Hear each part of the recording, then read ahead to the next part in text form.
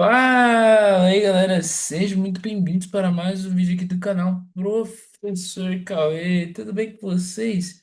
E aí, como é que vocês estão? Vocês estão bem? Vocês estão ótimo, graças a Deus aí. Como andam as coisas? Como andam tudo? Bom, para mais uma vez aí, para mais um vídeo aí. Desculpem pelo atraso de não gravar ontem para vocês que eu tava muito ocupado com as outras coisas, que eu tava ocupadão assim com as coisas, com tudo aí, com tudo as coisas do dia a dia, com as coisas, ocupações assim. E ok. Bom, hoje nossa aula explicativa vai ser sobre o quê? Vai ser sobre o quê? Vai ser sobre o quê? Vai ser sobre aula explicativa sobre as nossas queridíssimas figuras de linguagem. Sei que vocês me entendem, né? Figuras de linguagem.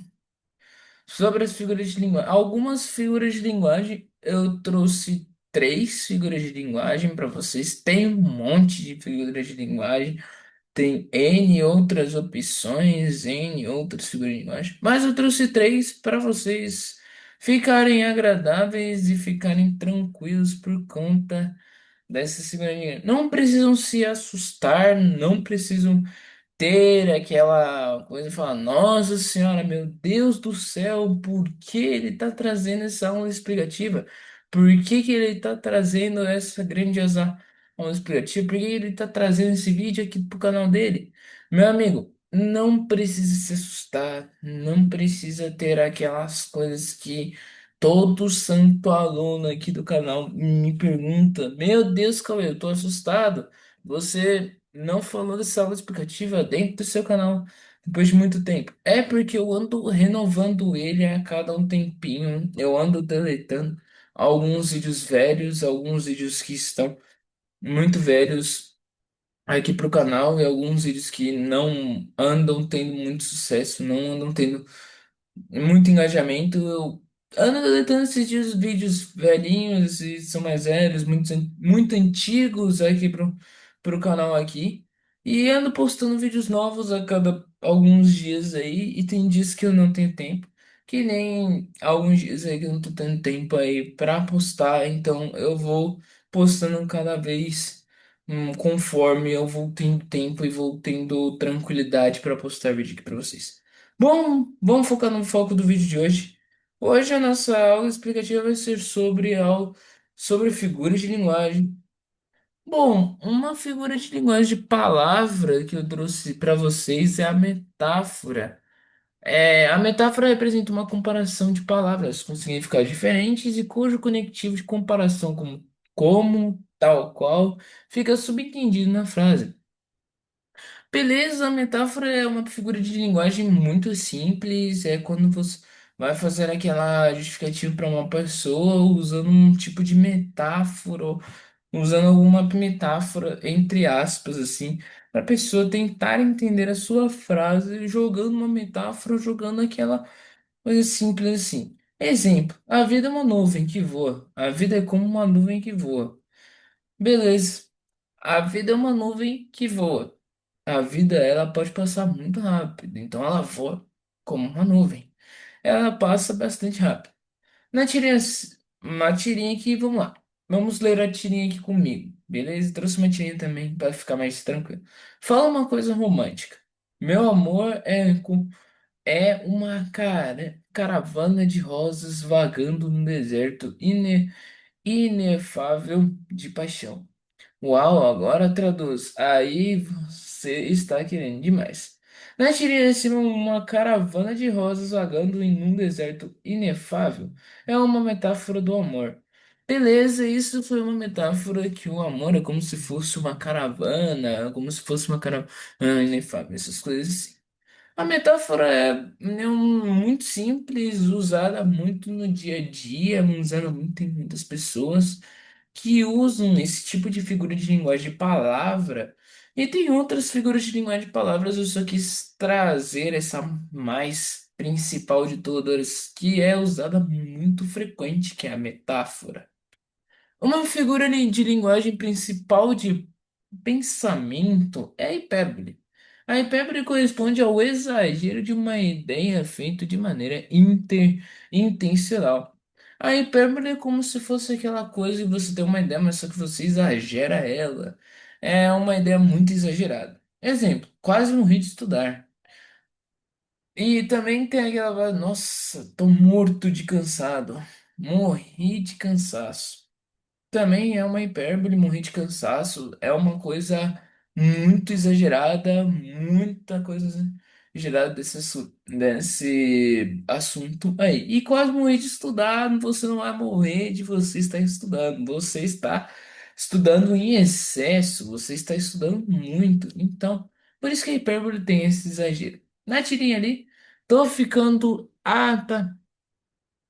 Tô ficando atoladinha, tô ficando atoladinha. Viu como eu tô cantando bem?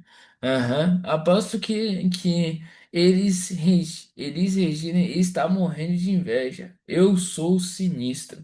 Na tirinha acima, a expressão morrendo de inveja é uma hipérbole. Morrendo de inveja, que é uma coisa muito exagerada, uma coisa muito grande, que é tipo morrer de inveja. É algo que uma hipérbole possa contar, que é algo muito exagerado, que você não vai estar morrendo da sua inveja, né? É algo exagerado, bem grande, bem típico de uma hipérbole, ok? Uma figura de sintaxe que eu trouxe para vocês é uma figura clássica de sintaxe que é a elipse. A elipse é uma omissão de uma palavra que se identifica de forma fácil. Uma coisa que você consegue identificar em uma elipse é muito fácil, muito simples de você identificar essa expressão, essa figura de linguagem de sintaxe, ok? Um exemplo dela é você me entenda. Tomara você me entenda, tomara que você me entenda.